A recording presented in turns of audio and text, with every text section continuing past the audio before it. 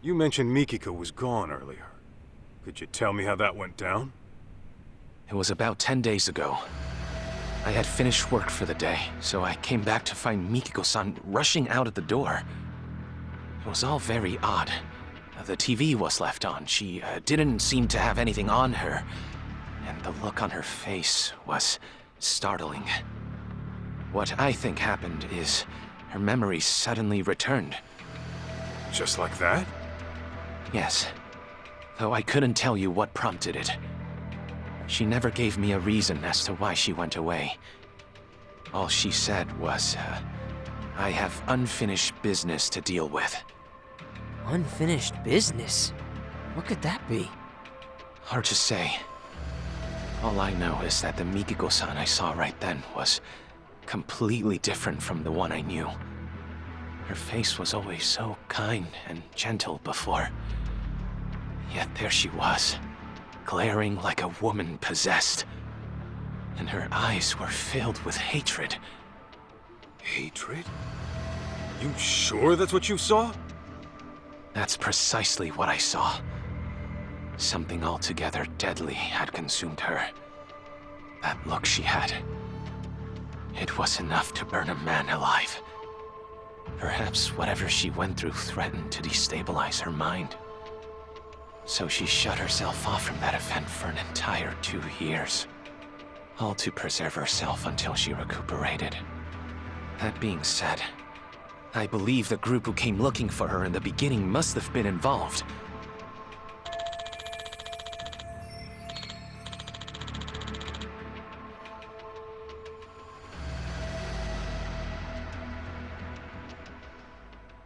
Back it up a sec. If Mom's got her memories back, how come she still hasn't contacted us? Got a point there. My only guess is she's trying to keep a low profile. Perhaps. What if Mikiko-san intended to commit some sort of crime? What gives you that idea? Well, if that is the case, I figure it'd be more convenient for her to be considered dead than alive. If Mikiko-san is on record as deceased, she could do whatever she wanted without ever troubling Jun-kun or her husband.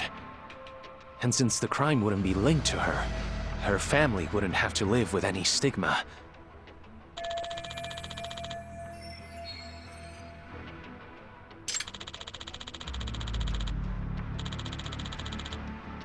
Alright, this is getting way too crazy. I'm kinda freaking out here. For some doctor out in the sticks, you sure are slick faking a death good enough to fool the cops. Well, I am the local police's medical examiner. So it was well within my ability to find another body as a substitute for Mikiko-san. We are located by a suicide spot, after all. Morbid as it is, we're not exactly in short supply of corpses. Come to think of it, Sadamoto-san said something about how the body was too decomposed to be identified on scene. Yes, I had to put quite a bit of work in to make the substitute appear authentic. I chose a body with a similar build to Mikiko-san as well. The photograph served as a convincing personal touch. And you did all the DNA testing too? That I did. It was a matter of swapping out specimens here and there. You really pulled out all the stops, huh? That's a lot of risk you're taking there. Maybe what I did was unacceptable, but I assure you, this was all for Mikiko-san's safety. So, back to Mikiko. She really forgot everything but her name? As far as I'd observed, yes. She couldn't recall her address, her date of birth, loved ones, nothing. I discovered Mikiko-san with nothing but the clothes on her back. She had no personal effects that could point to her identity. In all likelihood, the rapids had washed most of her belongings away. Wait, but I thought she had that photo. Yes, I'm getting to that. Half a year or so after I had taken her in, I found a woman's jacket downstream of the waterfall. This photo was in one of the jacket's pockets. Ah, yeah. This is when we took a trip to Kamurocho. But that's with the Millennium Tower in it. So why'd you go asking about Kamuro Theater instead? If Mikiko had amnesia, you wouldn't have known the connection. So how'd you find out? There was a special on TV about the development history of Kamurocho.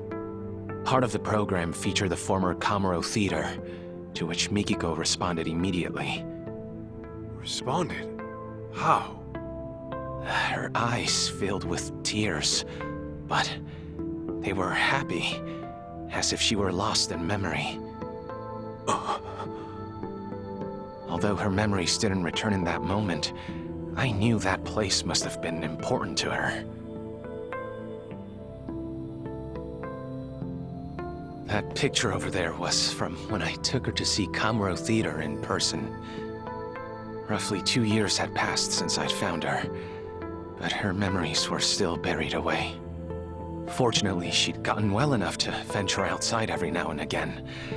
I personally found it risky, but alas, Mikiko-san was determined to see Kamuro Theater for herself, come hell or high water. Shirakawa-san, how was she when you took her? Did she maybe act different? I'd say so. And mind you, the venue had undergone drastic changes since she last saw it. Nevertheless, she still seemed quite nostalgic. I think deep down in her heart, she knew what she was seeing. The peace on her face told me that. That's so.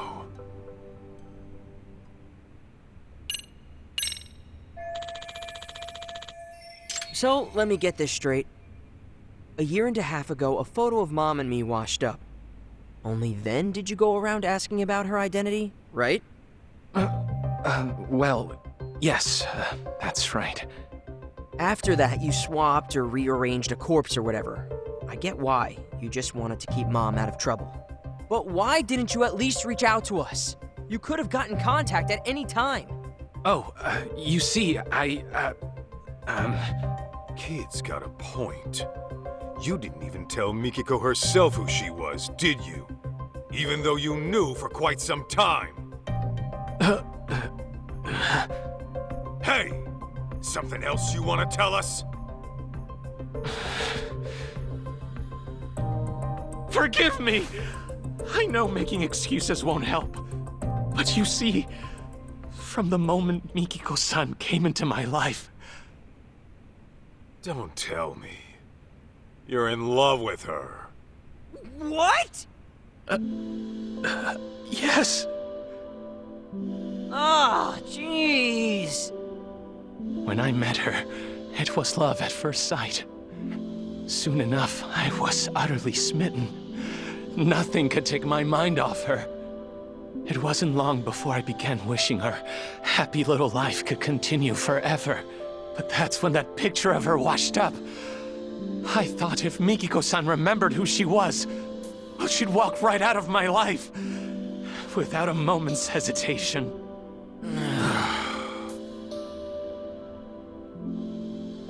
That short, blissful time we shared was a blessing I didn't deserve. A man who knew nothing but loneliness was graced by an angel from above, one radiant and pure as snow.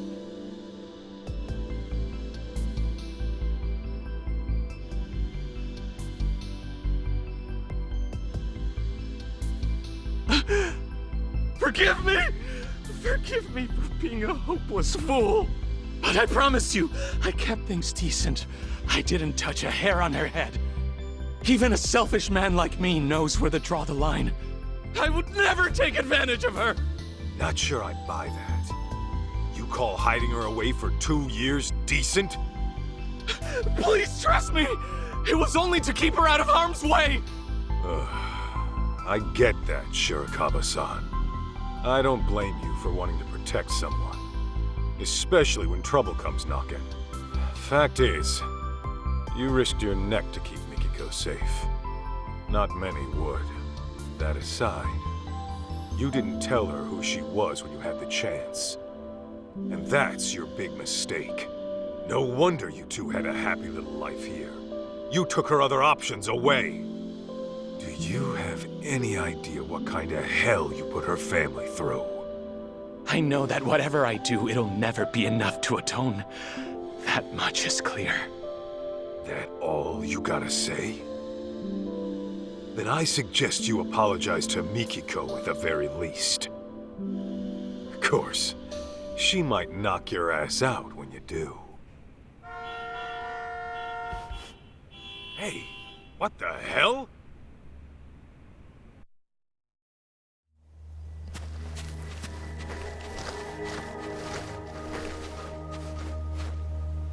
Greetings!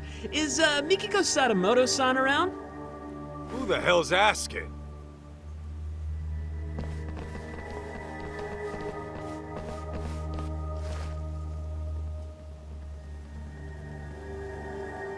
Ever heard of Crimson Lotus? We're a friendly group from Shinjuku just swinging by for a visit. Anyway, I'm Nishio, the group mouthpiece, if you will.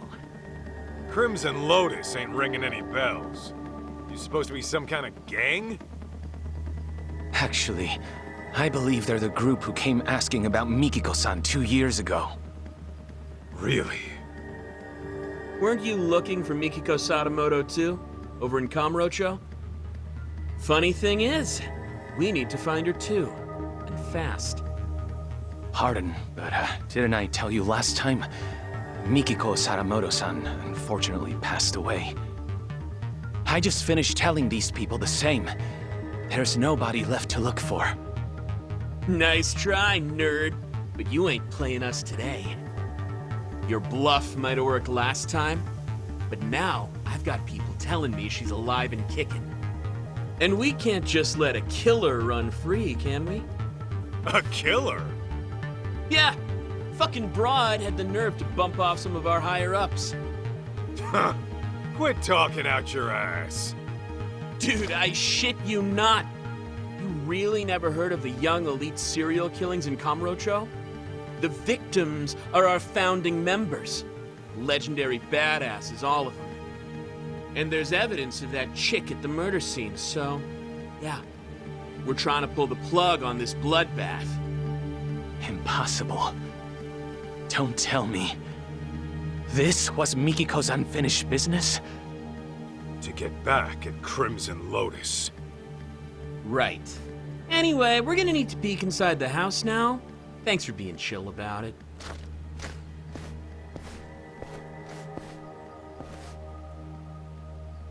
You won't find Mikiko in here. Take it from us, she's nowhere. I call bullshit. What are you gonna do to Mikiko if you find her?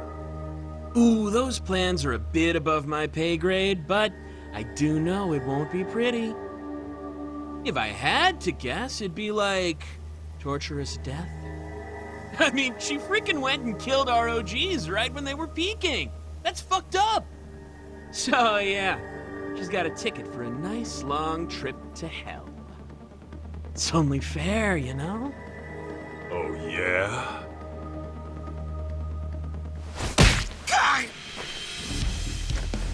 Then I'm sending my foot on a nice long trip up your ass.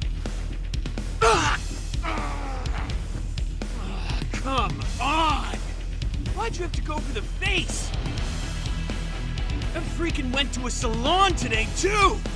I got a mixer tomorrow, you know? Shirakawa-san, watch June for me. Okay. Damn it, why you gotta be so stubborn? Who even are you? Just an old bodyguard of hers. Huh? So, which of you punks wants it first?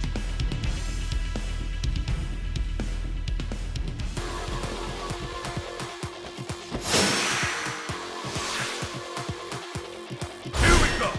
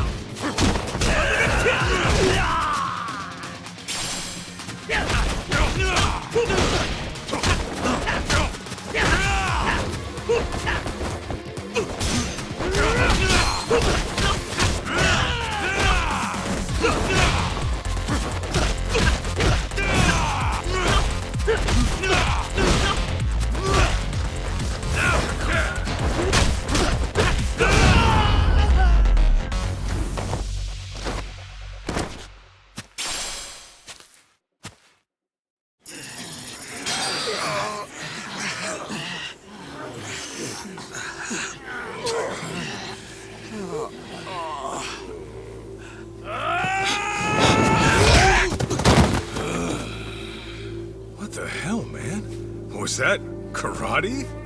And not half bad by the looks of it. Yeah, thanks. I've been practicing a while.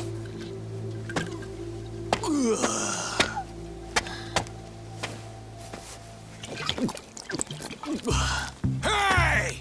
You assholes got started without me?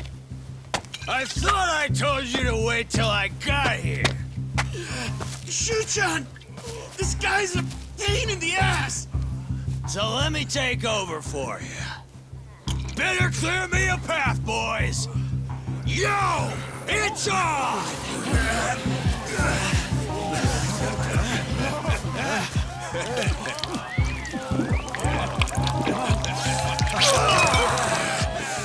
Now I'm fucking ready! Serious? You're just drunk, dude. And you must be Kaito-san, huh? I'm the front man for Crimson Lotus. Kenmochi is the name.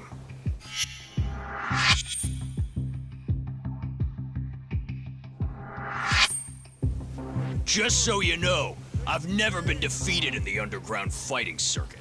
You're looking at a real fucking champ. My boys are ready for you versus me. Maybe we should have sold tickets, yeah? Huh? Let's give him a good show, huh?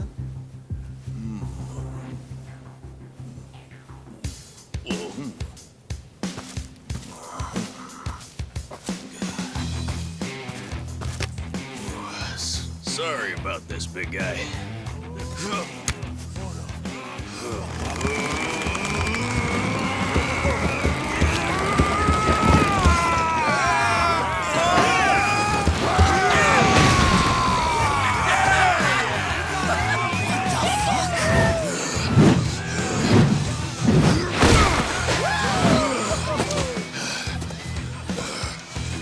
Ready to dance? Shirakawa-san, you keep an eye on Jun.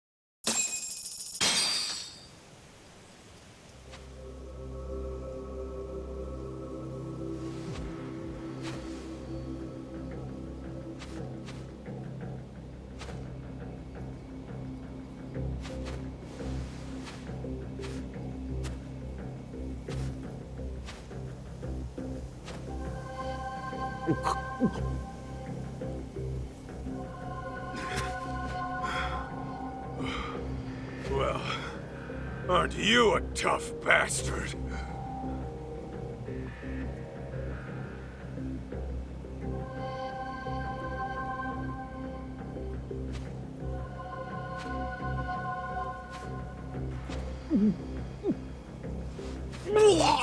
Jeez!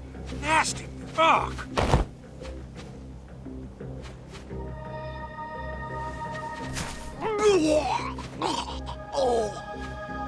Shut-on!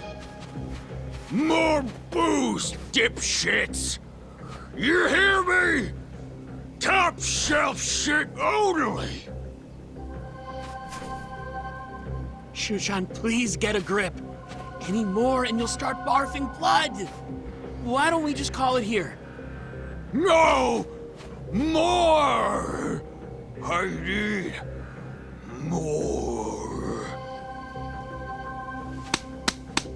Gentlemen!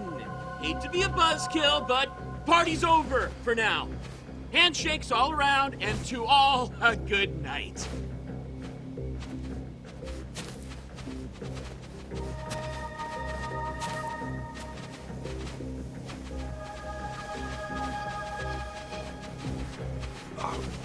Hey!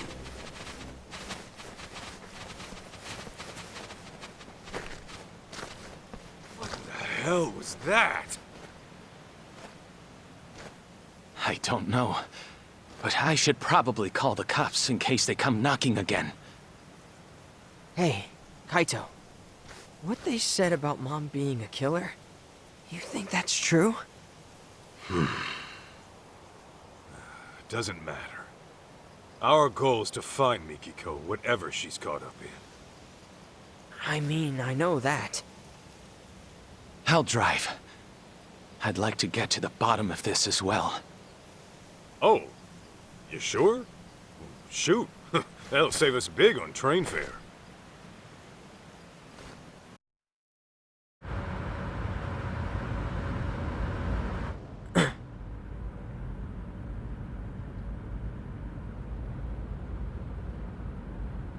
Doesn't look like we're being followed.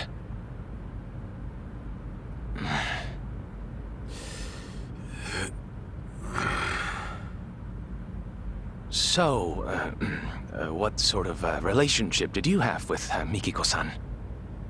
Huh? Where's this coming from all of a sudden? When Mikiko saw Kamuro Theater on television, she looked like she was lost in the past. And the moment I told you that, you wore the same look, except yours was more sullen. So, I'm guessing Mikiko's connection to the place had something to do with you. Perhaps you two were involved romantically? Good guess. So you were then.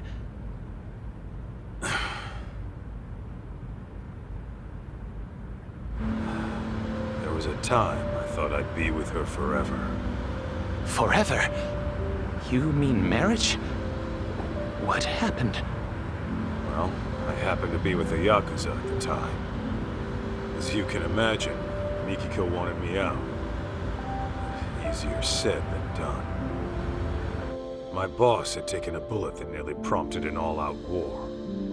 I couldn't just up and leave. Do you mean to say you chose the Yakuza over Mikiko? In the end, yeah, that's what it was. And for Mikiko, it was the last straw. I was out on a raid when she left. Came home to a note in an empty apartment. Kaito-san, let me ask you something. Do you still love her? Even now? Love her? You know she's got a husband, right? That isn't what I'm asking. I'm asking how you feel in your heart. Ethical issues and legal ramifications aside, you can't always choose who you love. So I think it's okay to be honest with yourself. At least listening to your feelings isn't a crime. Uh-huh. Besides, I'm sure it wasn't easy letting a woman like Mikiko-san go. Am I wrong? Yeah. And what makes you think that? Call it a hunch. But am I wrong?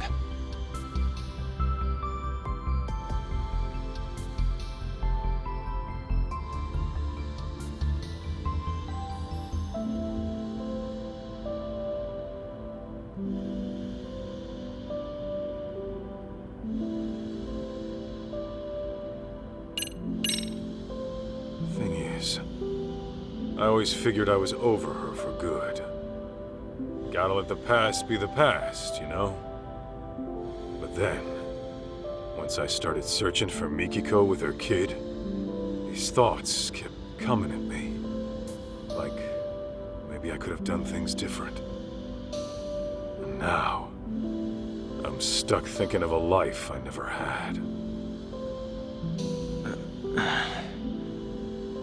As you may be aware, Kaito-san, I too have feelings for Mikiko-san. And if she never returns them, then I fully accept that.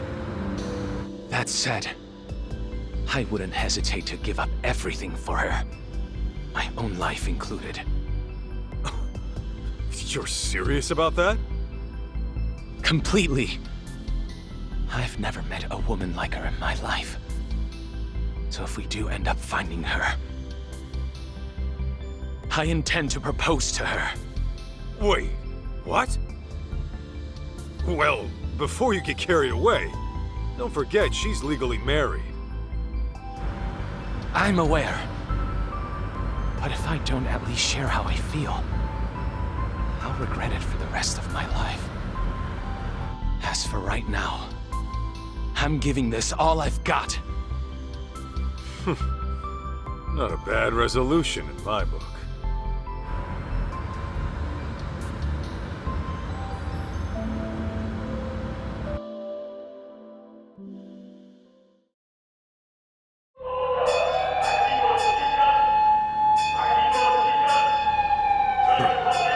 City's lively as ever. There were certainly plenty of sirens. A fire, perhaps? Those punks earlier? They were screaming about some boss of theirs getting killed.